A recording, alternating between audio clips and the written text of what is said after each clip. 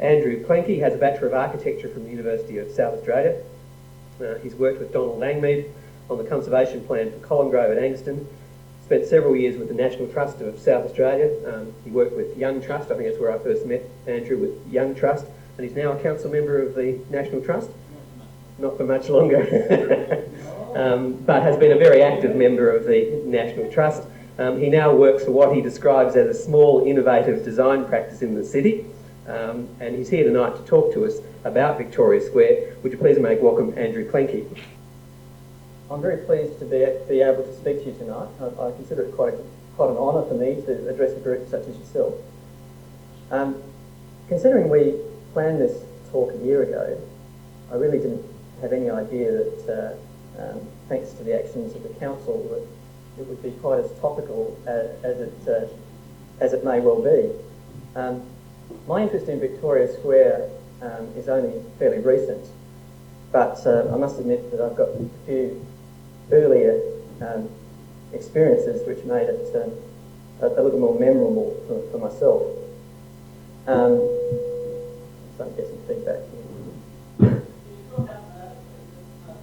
Oh, you want me to talk louder? Ah, I'm sorry. Having grown up in the country, my parents were in the habit of making a yearly trip down to Adelaide, usually just before Christmas, and usually on a terribly hot day. And I remember distinctively being dragged down through Banking William Street, through Victoria Square, past the fountain, to buy something or other at Moore's. And I think the experience was memorable more for the fact that even as a fairly young child, I was quite interested in architecture. And I think it was the space, that wonderful space inside Moore's, which made it more memorable than the actual square itself. The other experience was a little bit more embarrassing, and that was as a primary school student. I remember, probably as a result of one of the festivals, being loaded onto a bus and driven down to Victoria Square, where we stood in the measly shade under one of the trees there and donned tie-dyed smocks, which we'd made ourselves, and proceeded to sing a medley of folk songs, much to the bemusement of passers-by. About 5 years ago, the Young Trust, of which I'm still involved, decided to run a series of tours on the theme of Victoria Square. I thought it would be particularly useful to have someone come and speak to the group first, to talk about the history of the square, to put what we were about to see into a context. When I actually searched around and started asking people, I found it was incredibly difficult, that although lots of people had done lots of really valuable research about properties around the square, no one was at least confident enough to come and speak on the topic of the square. So, with the enthusiasm of ignorance, I decided I'd tackle the subject myself. I found there were very few secondary sources of information, and in the end I ended up doing quite a lot of primary research, and out of that came a very interesting picture about the very interesting story about the development of the square, the pressures, both purposeful and unforeseen, which shaped it. People seemed to be quite interested in the topic, and after I gave the talk, which seemed to be fairly successful, unfortunately most of the information sort of disappeared into my bottom drawer, and I always had thought it would be something of a shame that I didn't have more of an audience for this information, so I suppose tonight is the reason for that.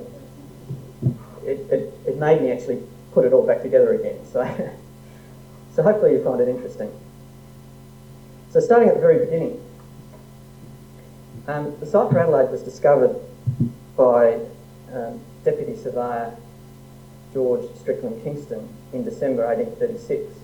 He was left to explore the Adelaide Plain while Colonel Light actually went around to Port Lincoln to investigate sites there.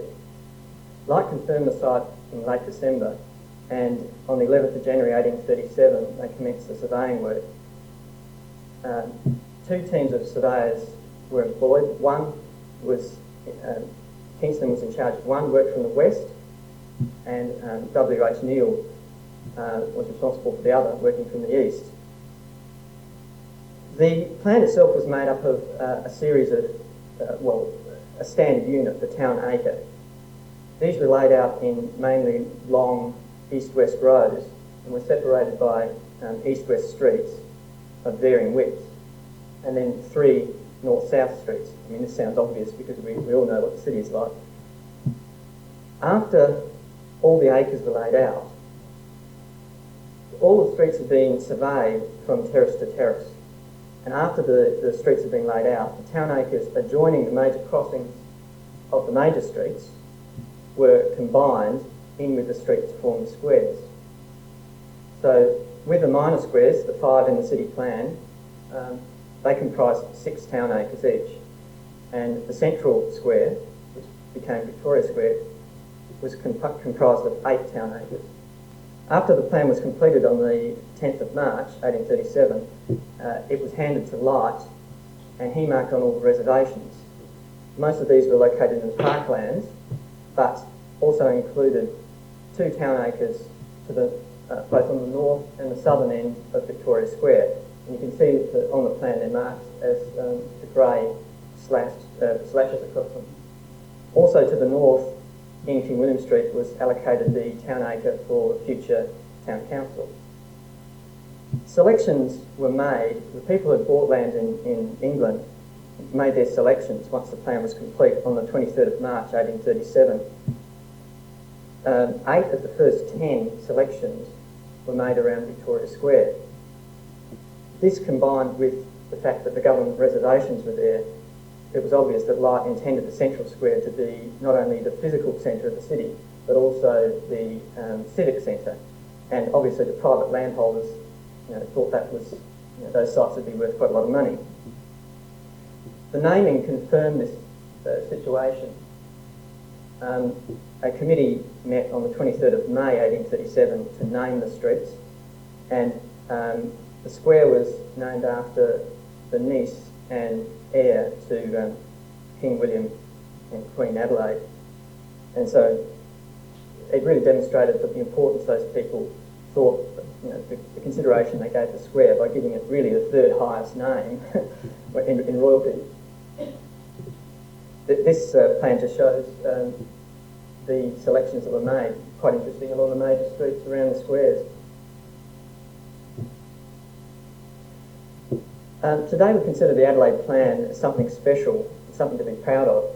But to the future citizens of Adelaide in 1837, as they began to move from their tents and huts on the banks of the River Torrens and the parklands, the city plan was with its grand central and symbolic square, was an abstract idea which meant very little in reality. Development began organically.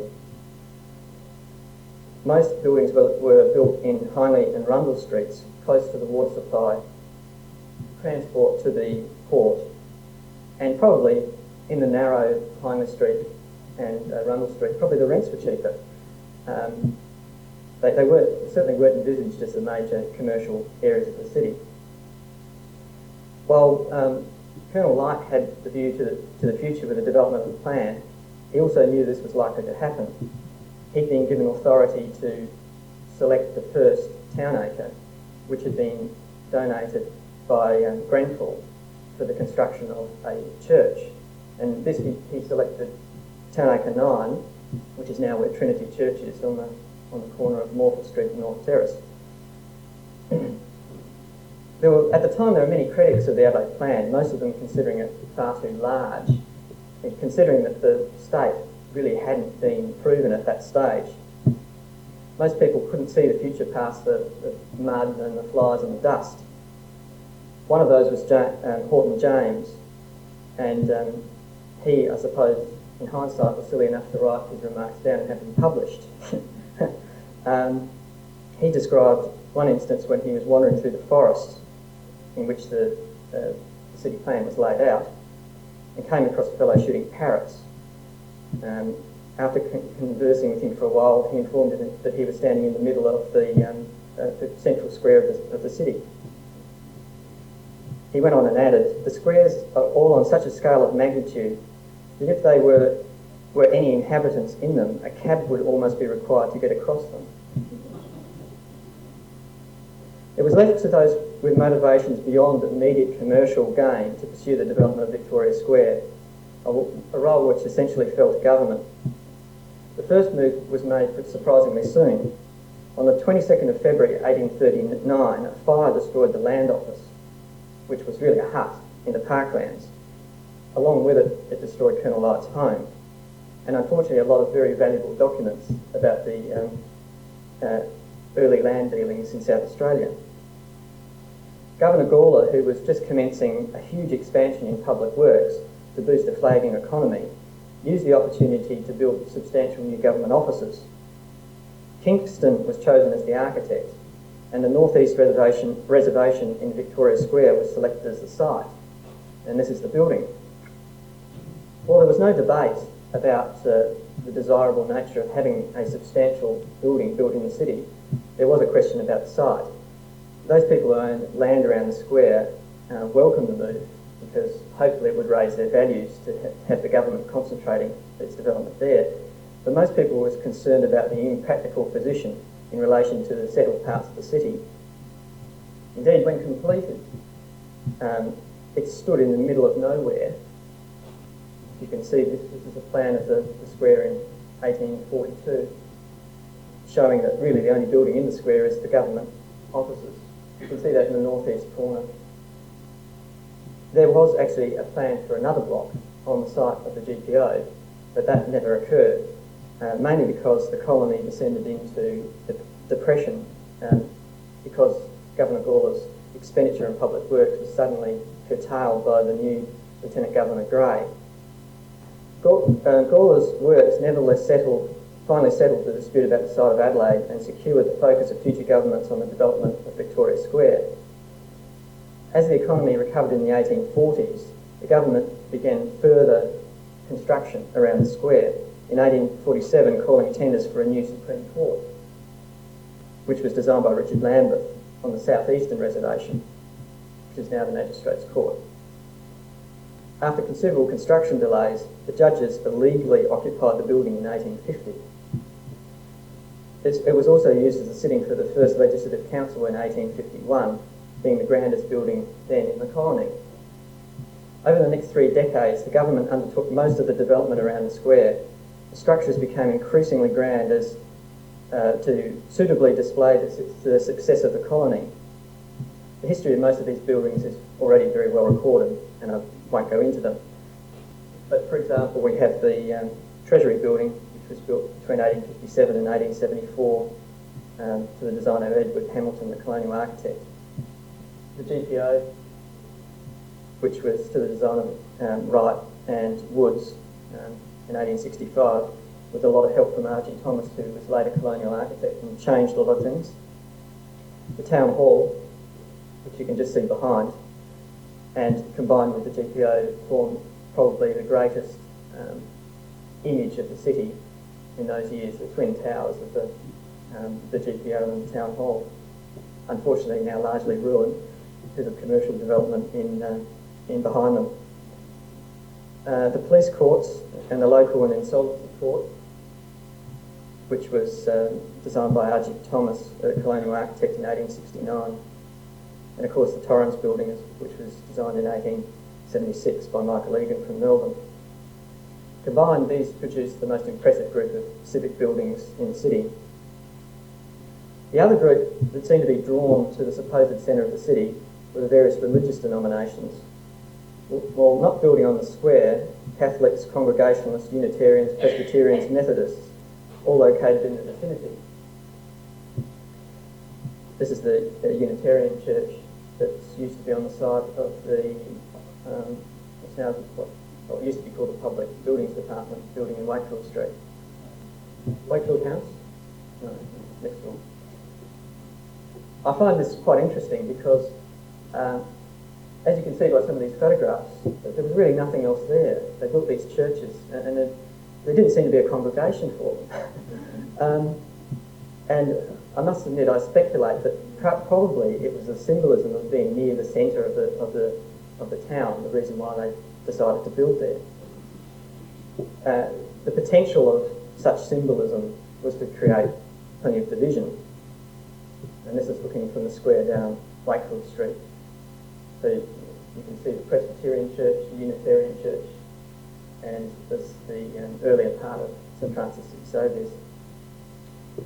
Most South Australians were proud and protective of the religious liberty that had been one of the foundations of South Australia and which freed most people from the social restrictions created by an established church, such as in Britain. There were those who regretted the loss of status of the Church of England, one being the recently arrived Anglican Bishop of Adelaide, Bishop Augustus Short. Short believed that the Church of England was effectively the established church and intended to lift its profile in the colony. Lieutenant Governor Roe shared similar convictions, and in 1848 Short had sought and was granted an acre in the south portion of Victoria Square, basically where the Bay Tram stops now. What better way to make a statement about the profile and status of the church in the colony than to build a cathedral in the very centre of the square? The story of the cathedral acre warrants a talk on its own, but I obviously can't do that here, so I'll just give you a summary. After the grant was made, funds weren't available for the cathedral, and the bishop had to rely on simply marking the site by putting cornerstones to mark the acre. This was well known at the time, but the legitimacy of the claim was questioned by many. The Adelaide City Council, which had been reformed in 1852 after it went into remission during the Depression, believed that the grant was illegal and decided to test the case and removed the boundary stones. Bishop Short took the corporation to the Supreme Court on the grounds of trespass. The case divided the community and became a basis for suspicion and bitterness for many years. The bishop's case. In hindsight, it looks fairly weak, but obviously it was considered to be, well, certainly the bishop considered it to be a strong case at the time to put the community through the situation. There were basically two legal arguments. Firstly, that Colonel Light had exceeded his instructions by including squares in the city plan. That was because the instructions did not specifically say, you shall put squares in the plan. Hence the squares were illegal and were waste land, and therefore the governor was at liberty to make the grant. Additionally, he believed that it had always been the intention to build a cathedral on the site, and this was based on early maps, such as that one that I showed you earlier on. Many citizens rallied to the defence of the square, and many of these were Anglicans. They dismissed the first claim and admitted that they didn't actually include instructions, you shall put squares in the plan, but as the Register newspaper put it, we maintain that it is perfectly absurd to maintain that the laying out of squares is inconsistent with the general instructions of laying out a city. On what ground can it be shown in a court of justice that squares are objectionable? Are squares unsightly? Are squares unhealthy? Are squares novel or innovative? How then can it be shown that the laying out of squares that the commissioners acted illegally? Additionally, they claimed that the cross, which had been on many of these plans, or the pictures of a cathedral, such as this one, that were on many of these early plans, were all copies of the original plan, which was destroyed by the fire. Individuals such as Kingston claimed that the square didn't actually show any, the original plan that the selections were made on didn't show any paths or any reservations in any of the squares. In fact, it looked like this. Anyway, the result of the action was that the bishop lost the case. He considered an appeal, but took wise counsel and dropped the issue. In the end, the Anglicans were one of the few denominations that didn't end up having a presence around the square, as Bishop Short ended up building the current St Peter's Cathedral. Although the result of the cathedral action seemed to be a triumph for the rights of the public, because the judgment had resolved that the square was for securing the health and recreation of the inhabitants of Adelaide. In reality, it was largely an action to preserve the principle of religious liberty. Many of those who supported the cathedral like Mr. Egan, who was an individual who spoke at a meeting, had done so more because, as he explained, the square was of no use to them now and was not likely to be for years to come. Indeed, having preserved the square for the people, the corporation was keen to make sure that the citizens did not regret the victory. Prior to 1850, the square had remained untouched, open to traffic in all directions, as long as they dodged the trees, both living and dead, the stumps, and the dead timber on the ground. The reserve had been fenced by the city commissioners in about 1850 with a post and 2-rail fence, and they made the decision on the shape it would take. They basically extended Wakefield Street through the square, dividing the space into two, and around it they ran a road. The only other information I can find about the work of the city commissioners is that they investigated planting the square with what was described as prickly Kangaroo Island acacia by direct seeding. For what reason, I'm unsure. Perhaps they wanted to keep people out. In 1854, the Reform Council spent half a £2,000 grant on beautifying, the grant was from the government, on beautifying the north portion of Victoria Square. George Francis, later the first director of the Botanic Gardens, was contractor and designer. It consisted of a central diamond patterned path with curved sides, planted with rows of trees, shrubs and lucerne grass in the centre. It was an eclectic mix of 2,000 exotic and native species: gums, she oaks, cypress, aloe, oleander, olives, almonds. It gives an impression of it at the time, or in the 1860s. It was fenced by a light iron fence supplied by Morwood and Rogers, who were the first makers of galvanised iron, and inside of which there was a hedge of roses and sweetbriars. The south portion was planted in 1855, and the work in 1855 was that which triggered the Cathedral Acre action. This is from Duray's panorama and shows the extent of the square in 1865. You can see the diamond pattern with the curved sides. This is taken from, for those who don't know, taken from the tower of the town hall. You can see the diamond patterns with the rows of trees. The original design had been founded on the idea of pleasure gardens, as the paper described at the time, for those who love to lounge in pleasant places. No matter how great the improvement, they were insufficient to draw the one thing the square lacked: people. Basically, it was still in the middle of nowhere, as you can see from the vacant areas around it.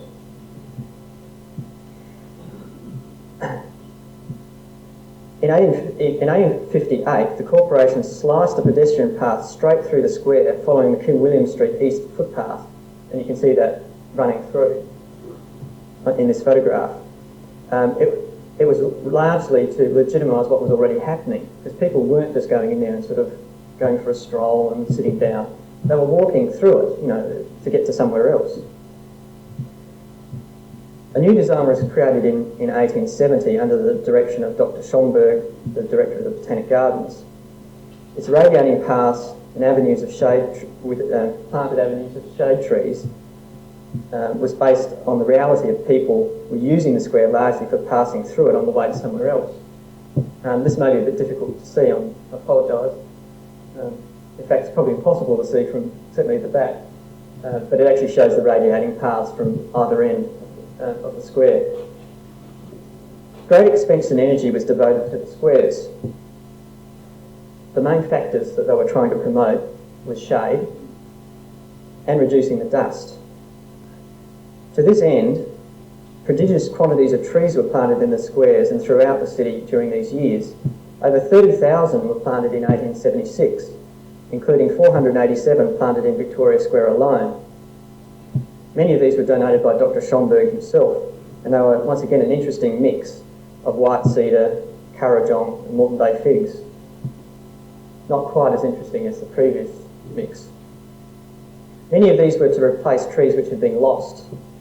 Some died naturally, but mindless vandalism was a serious problem. I found this quite interesting when going through that just how much vandalism figured in the problems in the square. We think of it as a modern problem of society, but they had huge problems with people just pulling out trees here and there or snapping them off. The culprits generally were seen as being young boys, who were some of the few who actually used the square.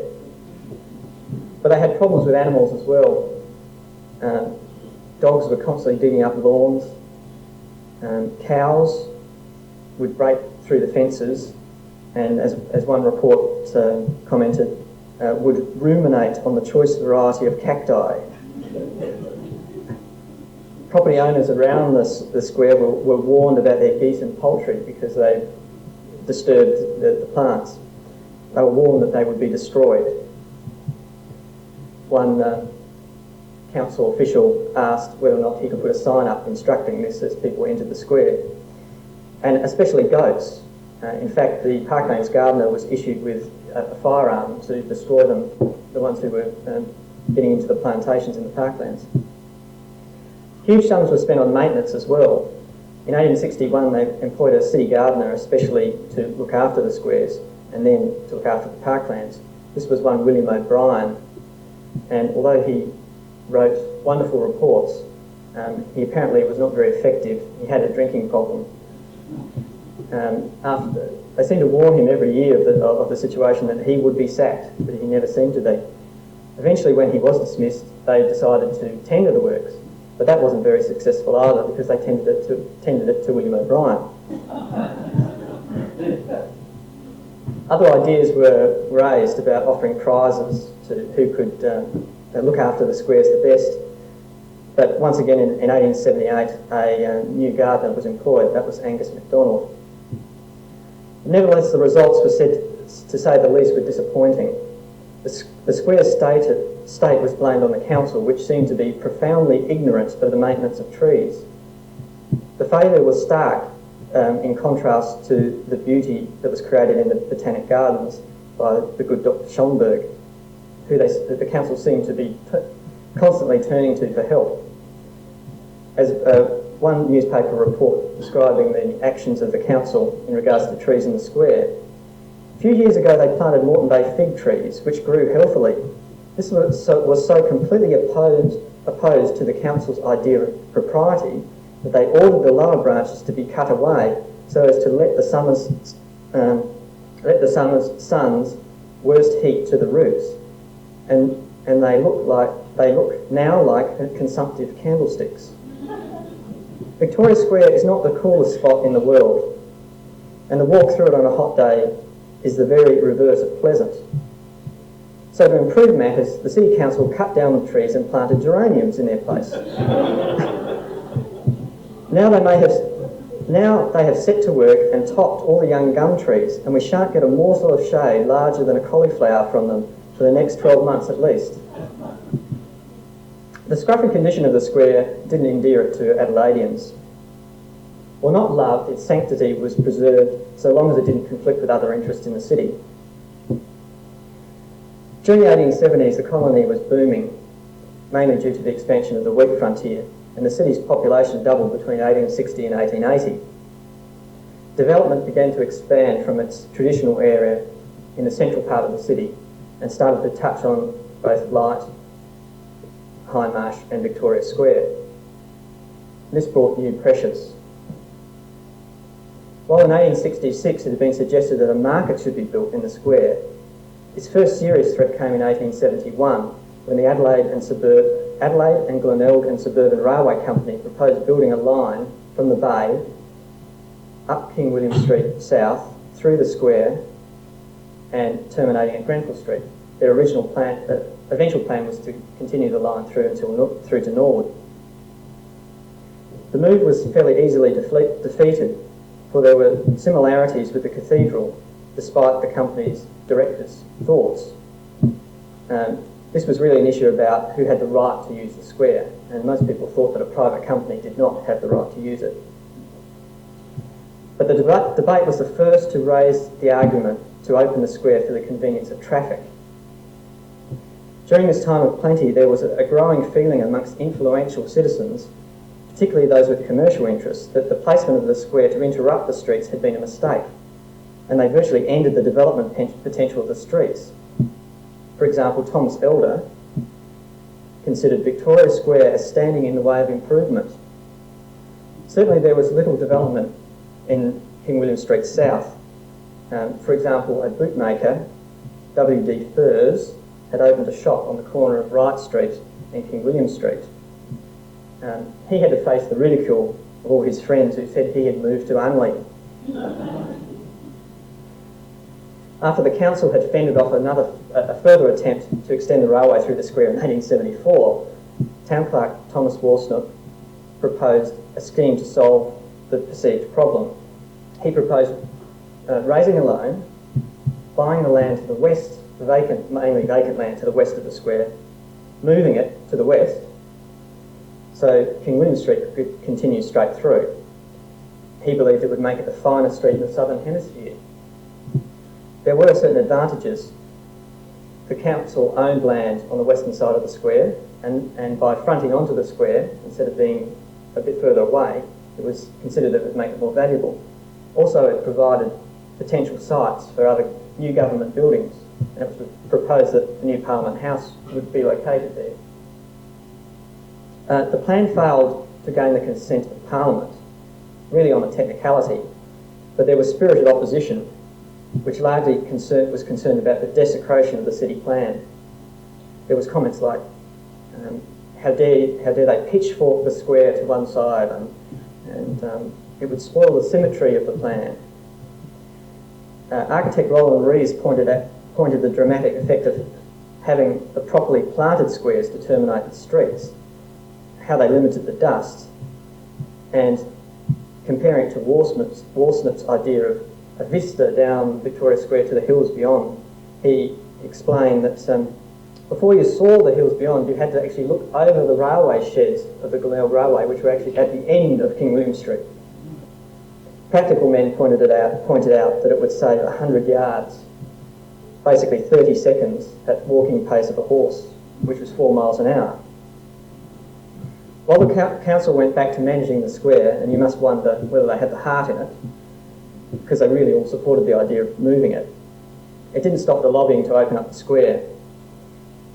The defenders managed to fend off the move so that the plantings in the square started to actually throw shade. It was all starting to look quite good. But talking about future values, what it would mean to future generations, when it was so little used at present, meant little to those who were interested in the immediate effect to be gathered from a street. The fight seemed to weaken over the years with the increasing pressure, and that resistance that remained by about 1880 was really from those who had a commercial interest in the road not going through the square. In other words, the property owners around the square. The power had shifted, and the utilitarian demands of roads and traffics were to dominate the future. Eventually a poll was taken in 1881 which gave a majority in favour of the idea of continuing King William Street through the square. The council sought legal advice which recommended that an Act of Parliament would be required. 2 bills were attempted in 1882, both failed, mainly through technicalities.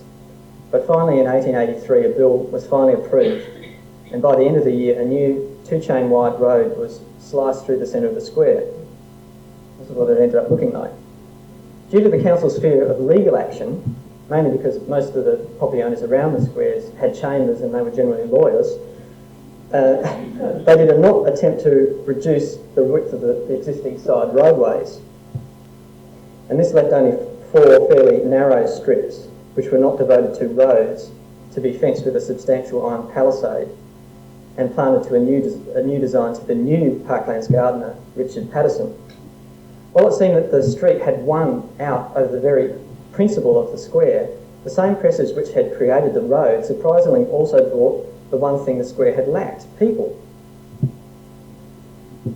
Initial development around the square, which was basically the government offices, had brought the chambers, mainly people who were associated with government. We had the courts, all the government offices.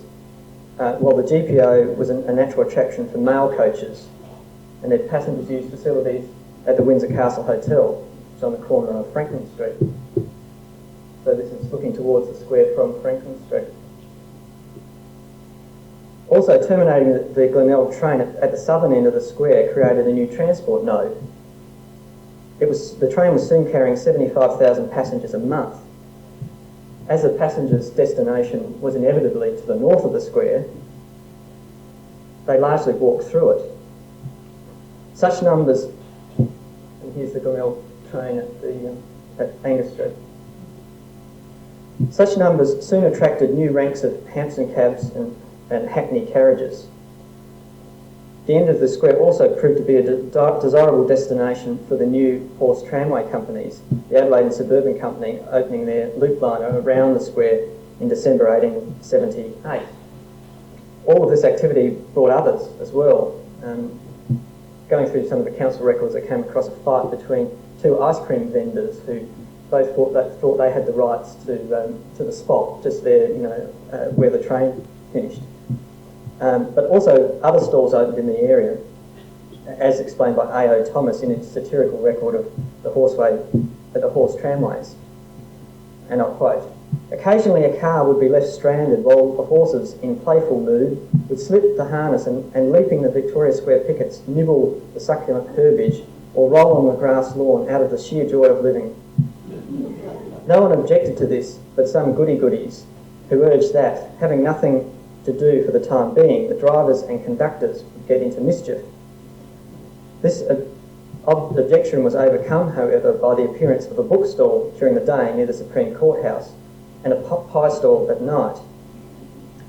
Now, as soon as a tram horse forgets his mature years and wants to frisk in the park, the driver and his mate have the choice of picture postcards on the one hand or kidney pies on the other." The supply of public transport was only enhanced by the conversion to electric trams in 1908.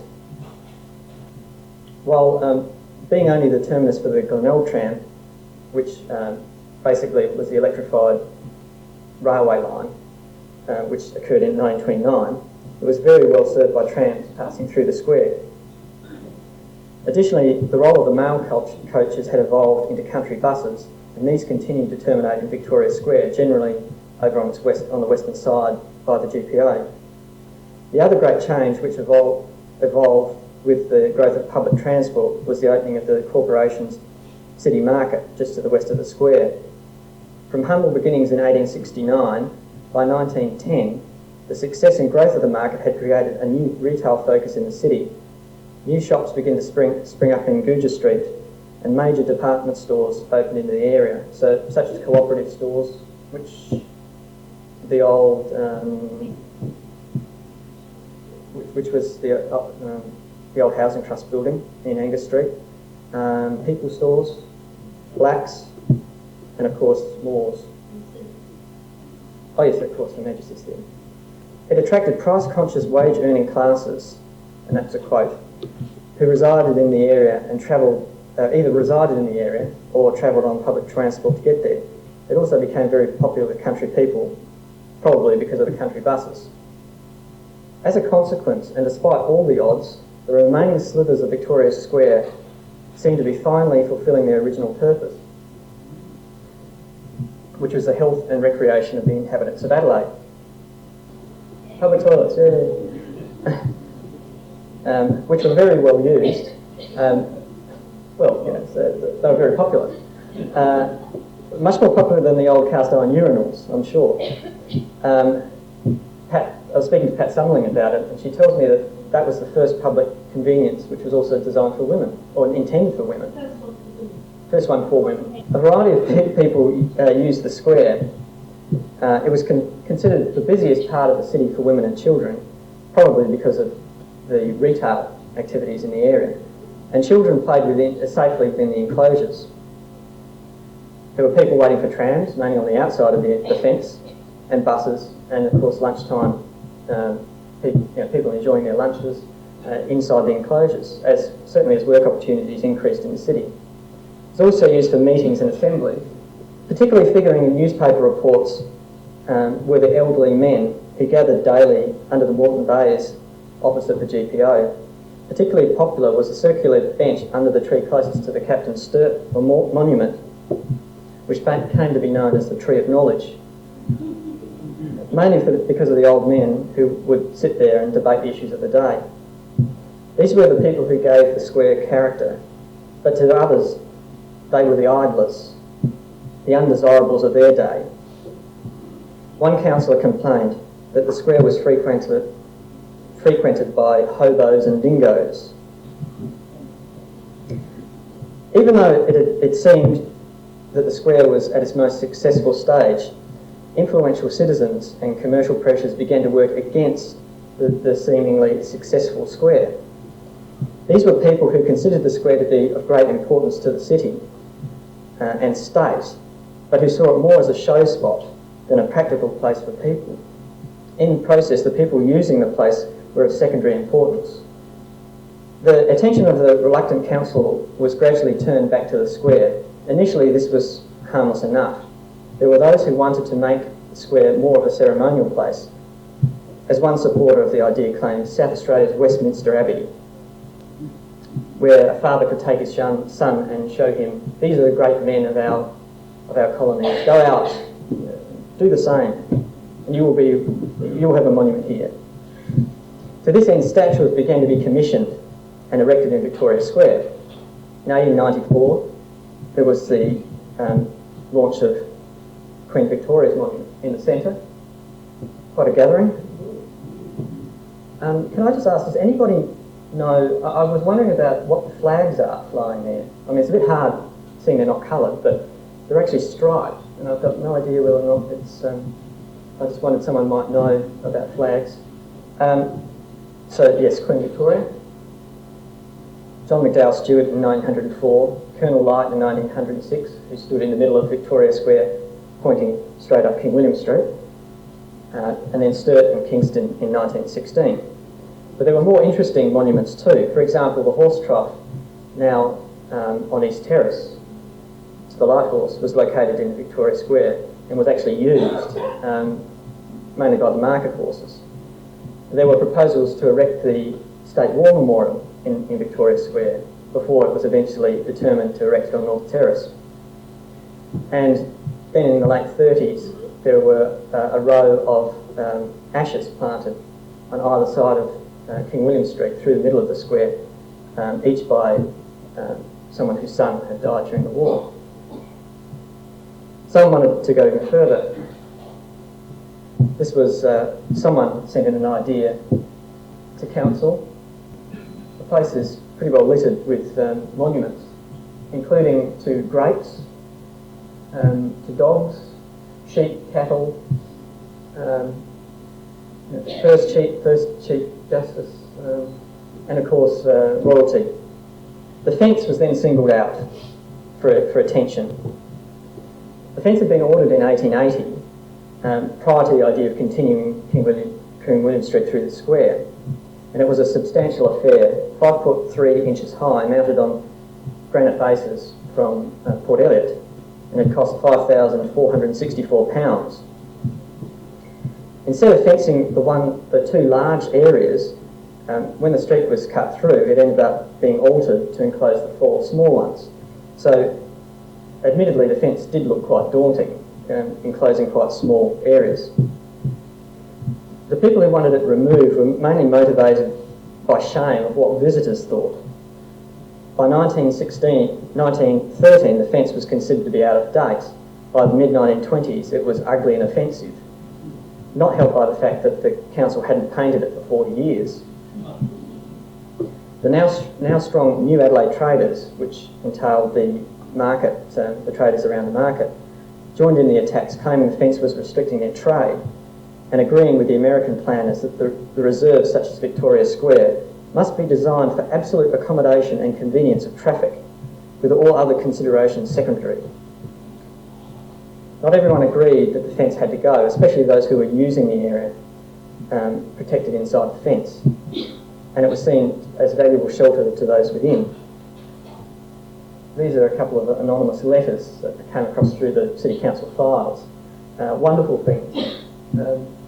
complaining about the whole idea of removing the fences. This one was in 1924. This one is 1926. Along with the removal of the fence was the desire to modernise the squares, requiring the removal of many of the trees, which were considered to be growing too thick, and to open the ground for flower beds. Removing the bars was also seen as a way of removing the idlers.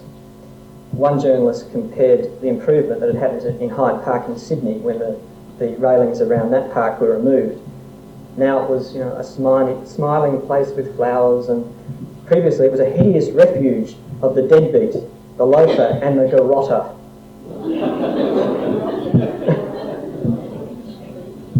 Despite evidence and advice that the removal of the fences would create new problems, as people were then free to walk where they wanted instead of on the pathways which were created by the fences, in 1929 it finally was removed and used around the University of Adelaide. So it still exists, although they did consider melting it down at one stage. Adelaide Uni, yes. While the removal of the fences in eastern cities had in instances required the replacement with walls and barbed wire, City Gardener Pelzer tried his best after 6 months of observation of pedestrian movements to arrive at a suitable design, and this was the result. Many of the trees were removed to allow more grass and flower beds, and a strong pattern of paths constructed. Unfortunately, the paths still didn't work. People still walked across where they just wanted to, and the lawn suffered. It was still fairly well used by people though, although the sense of protection had gone, and the sense of security that those fences created, the ability to go within them and you were protected from the city. But a lot of the people who disliked them said that, they're not needed anymore, we don't have cattle wandering through the streets. But as a lot of the people who used the space commented, it was actually for the protection of the people, not really from the protection of the gardens. In 1941, all of the squares were excavated for slip trenches. Over 3,140 feet of 4'6" deep trenches were dug in Victoria Square, enough for 1,580 people. After one Alfred Smith fell into one on his way to the Glenelg tram, breaking his leg, the square was roped off until 1944. It was eventually envisaged when I put down that they would be covered with concrete as well. Obviously that was when things looked fairly dismal in 1941. Towards the end of the war, pressure began to mount for the provision of a framework for future development around the square. Much of the original agitation came from local architects, such as Frank Kenneth Milne and Louis Labourne Smith. The conference was called by the Lord Mayor. Architects wanted planning controls to limit heights, materials and appearance of future buildings around the square. The idea was flatly opposed by Premier Tom Playford, never a supporter of planning, who would not countenance any reduction in the rights of private landholders, and the whole idea fell flat. Nothing remained of the 1930 design after the slip trenches were filled in, and the new director of Parks and Gardens, Benjamin Bone, proposed the need for the rehabilitation of the square. His proposals were to radically change the whole use of the square. Bone considered the existing trees in the square to be of no value. They were out of date and all had to be cleared away for a new design. So here's another view of the square at the time. Faced with howls of public protest about the proposed clearing of trees in Light and Whitmore squares, the councillors sought a compromise to retain the significant trees, but Bone stood his ground. While the Moreton Bays did provide shade, he couldn't grow grass under them. And ashes planted as the World War I memorial were soon to interfere with the overhead wires, so they should go as well. And he only recommended that one tree remain. That was the flame tree in the northwest segment, and he considered it should be retained due to sentimentality. His plan, a design of crisscross paths, a few symmetrical placed trees like poplars with flower beds and grass was intended to give the segments of the square scale and breadth.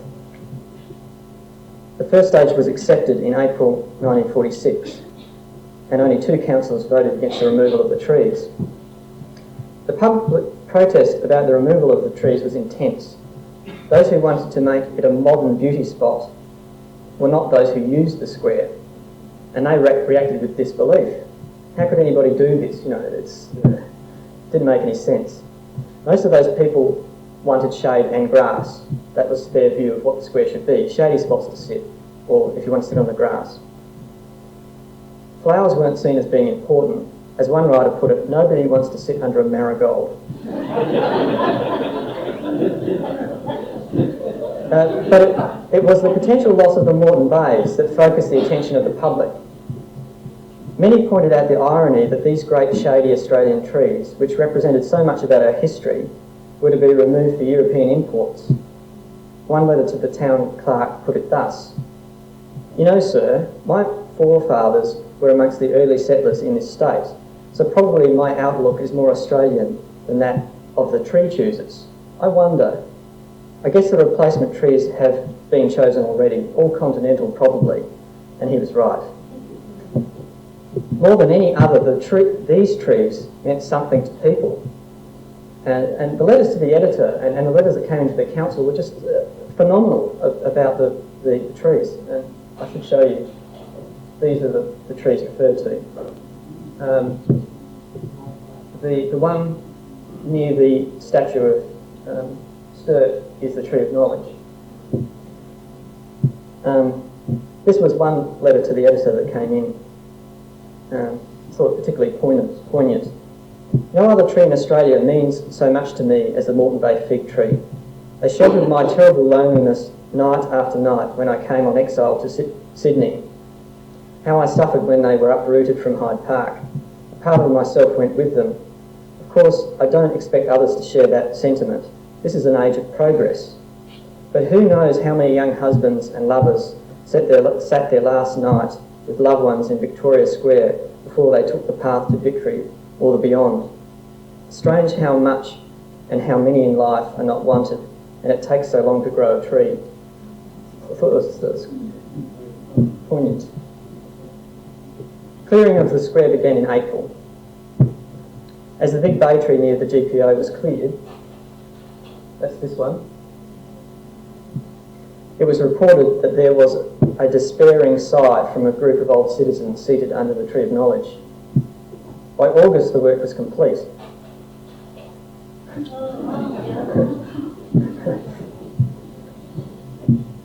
A hot barren wasteland for years, until the continental trees began to cast a shadow, they had succeeded in driving people from the square. The unfriendliness of the new design was best summarised by the "Do not walk on the grass" signs, and the fact that police began patrolling the square and arresting people who did walk on the grass. There were some wonderful police reports in the council correspondence about, there was one fellow, a McGee, who was found asleep on the grass, and the policeman, all written in, official, pencil in his notebook, had approached him and said what was he doing?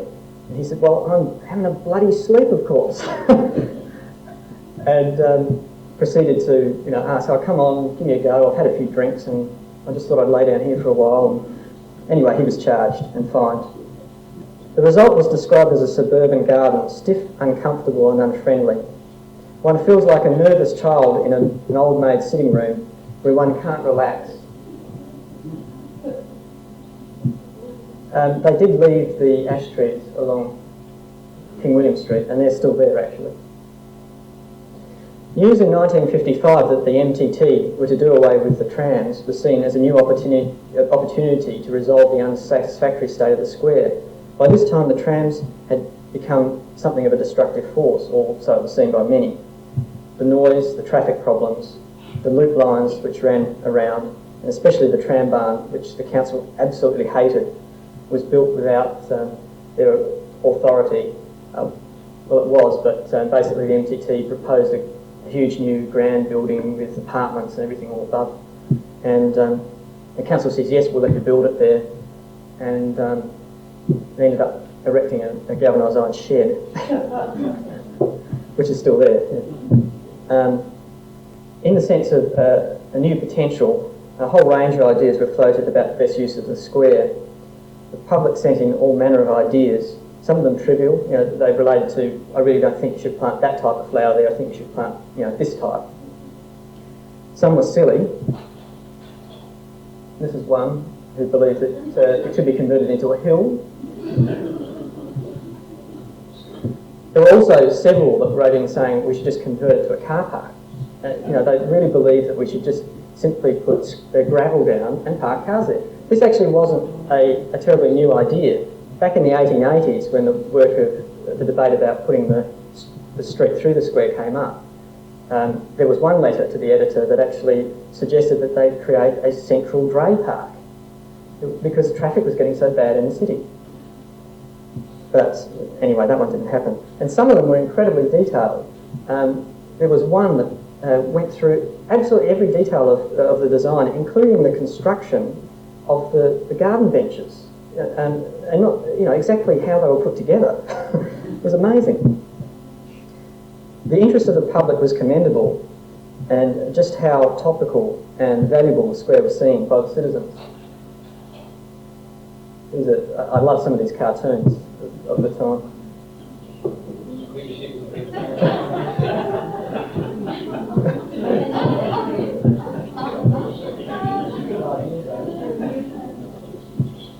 Seriously considered for the first time was the idea of returning the square back to one large space.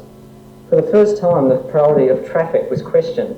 Traffic studies were commissioned and interested parties expressed concern about the implication on motorists, public transport and business, and the central traders were particularly concerned. For those who can't read it, Duncan down here will do as a traffic indicator for the time being. And the sign says detour, no tram, no cars, trams, etc. Shoe. The move was delayed, but it was now the commercial interests on the back foot, unlike really for probably the last 80 years. Some explain this as being due to the raising of aesthetic awareness due to the Festival of Arts. As one commentated, attention to aesthetic consideration is a mark of civilisation. Some even proposed building a new festival hall in the centre of the square, which I like to show alongside the idea of building a cathedral in the centre of the square. The council staff were left to prepare plans which had to please everyone. They came up with 6 proposals, and this was the 7th proposal. Comment, good season, I'd plough it all up, that's what I'd do.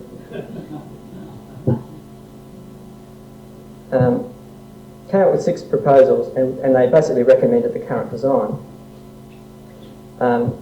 as they believed it provided the greatest benefit without limiting traffic. Like all compromises, no one liked it. Nothing was basically done until, and this was the proposal as seen in the mid-60s. Nothing was done, but after flirting with the idea of an underground car park in 1962, the current scheme was implemented in 1966, and the fountain was opened in 1968. This is someone who still thought King William Street went through. There's a wonderful collection of photographs of this accident in the council records, including all the skid marks across the lawn, leading up to it. Meanwhile, a new report on the square was undertaken by Professor Winston in the late 60s and early 70s, and the council and government accepted the recommendations but did not endorse them. So it was basically to include an underground railway, which the Victoria Square would become the central interchange for, limiting heights to buildings in particular areas, including preserving the vista of the towers. There's some other interesting things, including converting it into a large traffic island, undergrounding. I think Great and Wakefield Street. I suspect it would have been quite expensive. Little of the work was ever implemented. I don't think any was.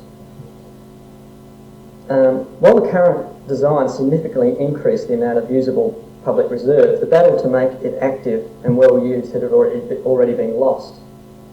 The weakening in public transport, the moving of the country buses to the Franklin Street depot, a declining city population, the growth of the suburban stores, which the central traders believed were really their market, really led to the growth of all the major department stores, the Cooperative Society in 1957, Moores in 1979 and People Stores in 1982. And the other thing was the fact that the square became more and more dominated by government interests. There are actually, when you actually work out how many privately owned sites there are around the square, there aren't many anymore. And there was a big debate at the time when Moores closed that it was hoped that it wouldn't be taken over by the government, but of course it was, and converted into the courts. After 30 years of neglect, the square once again feels scruffy, unloved, and it seems to me fairly empty compared to some of those photographs I showed in the 1940s, when there seemed to be lots of people there. In conclusion, I suppose I'd just like to say I was particularly impressed through the 40s through the 50s with the work that was being proposed on the square, the amount of public interest and the care that the public saw in the square. They obviously believed it to be something very valuable to them. But I wonder today whether or not we've been so marginalised as being the public in terms of the interest of the square, whether or not we today feel the same way. It's certainly gratifying to see the amount of public debate that the current moves are generating. Let's just say, knowing the history of the square, I just wish the council well. Thank you. I really don't like to comment because I don't know anything about the Aboriginal situation. And I certainly, in all the research I've done, I haven't come across any reference to Aborigines in the square at all, certainly in the older material. But someone did say to me that he came across several reports about Aborigines using the square back in the early days, mainly because of the relationship to the government offices and the fact that there were, food and things like that provided to them. So that's the only reference I know in relationship to Aborigines. But it certainly is. It seems to be now basically the old men that were there, in the from 1900, basically to when they cleared the square. The Aborigines are looked on in the same way as being the undesirables. So it seems in some of the policies that come out anyway. I don't really know what the situation was in terms of Colonel Light's view on the square. Obviously he intended it to be a civic centre because of the government reservations, but I guess I was commenting more on here, and I haven't been to Spain, so I can't comment on the success, but I'm sure there are plenty of successful squares elsewhere that are very well used. I think it may have to do also with the fact that, I'm not sure, but are there other activities around those squares besides just government enterprises or close by? I totally agree with you about the attitude of council. The only exception I would make is from that period between about 1955 and 1960, there seemed to be much more openness in the council about accepting ideas from the public. In fact, some councils actually asked for public ideas, and that's where a lot of this material came from, was the fact that people sent these in. Unfortunately, it didn't always mean that the decision they made reflected some of those views. But yes, thank you. He did care when there was a proposal to close King William Street through the square. There was certainly a debate in Parliament about that. Was the government going to take the square away from the council because they were going to hinder traffic? He didn't actually say yes, but he made it quite clear he didn't favour the idea. There were already too many traffic restrictions in Adelaide, he considered. Certainly in one of the council files, when they were looking at the whole problem of traffic back in the 1960s, one of the comments was, we really should start thinking about Adelaide as no longer being a country town with one main street. We should start thinking about some of the other opportunities. And one of those was that they were going to extend, Gawler Place, extending Gawler Place and widening it all the way down so that they could take traffic up through there, which of course, it's probably lucky they didn't. The other thing too I should point out is that when they put those side roadways through, they didn't actually change the 1946 design. They put the roads through, but in actual fact, if you go there and have a look, the poplars that are sort of not looking too good at the moment, they were the central feature of those original segments. And they sort of sliced the roadways through, but they didn't actually do any new landscaping in there at all. So, which explains perhaps why it doesn't feel like a particularly good space. Or like Square, where there's the grave of our founder, about whom we're all supposed to be really proud, and take your life in your hands trying to get to it. Yeah, I think you could tell a very similar story of all the squares, and I hope Andrew's going to go on and do them all. But at this stage, because we can continue the conversation over supper, I'll ask our Vice President Morris if you'll say a few words for that. Thank you. Tonight, I suppose we've had to rekindle the interest in the Victoria Square, perhaps in the most inviting way that we've had in many a long day, and we certainly thank Andrew for that. You mentioned the statues. I remember a rather funny cartoon once. I think it was really aimed at school students, but it had a photograph of the two statues, one of Captain Sturt, who's of course looking to see something or other, and it's got Sturt's coming out of Sturt's mouth. Where is it? And Kermite's body over there. So jokes have been made about the statues, but I think statues have an important part to play in the city, and I don't have a problem with some statues in Victoria Square. I'm not sure about the statue in the middle of Victoria Square. I think that might be a bit outdated, both in its position and what it stands for, but that's my personal view. Regarding the design of the square, I agree with Rob's sentiment very largely that cars must be got out of Victoria Square. I agree with the sentiment that I think a lot of you have expressed in your support for comments during the night, that the square should be for the people. And the shade that comes from the trees is the desirable feature. I think that we should try and get back into that square. Less traffic situations. I'd probably favour an underground from Wakefield Street to Road Street, since I've got a change of name. But I think King William Street should be blocked off at Franklin Street and at the Angus Street, Butcher Street's ends, and no traffic go between what is in fact just take one side from Butcher Street to Franklin Street. No traffic going along there at all, as far as I'm concerned. Get rid of that. But that's my personal point of view. And obviously, now that it is under discussion, now that we've had some enlightenment from Andrew, then we've got the opportunity of putting our positive points of view forward, and I would suggest that we all do that. But tonight we've had a thoroughly enjoyable discussion from Andrew. Thank you very much. The slides were tremendous. The talk was very, very informative and very satisfactory as far as all of us are concerned. And on your behalf, I thank Andrew, and I'd like you to show your appreciation to him.